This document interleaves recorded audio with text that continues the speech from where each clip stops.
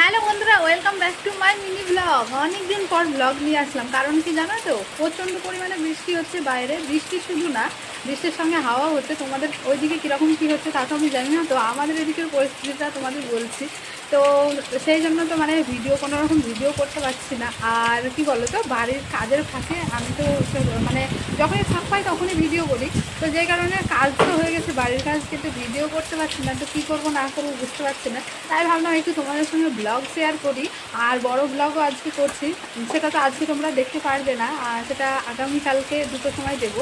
তো আজকে বৃষ্টির দিনে আমরা কী করছি না করছি তোমাদের সঙ্গে শেয়ার করবো। তো যাই হোক, মিনি ব্লগটা এই কারণেই দিলাম, তোমরা কিন্তু রেডি থেকো ব্লগ দেখার জন্য।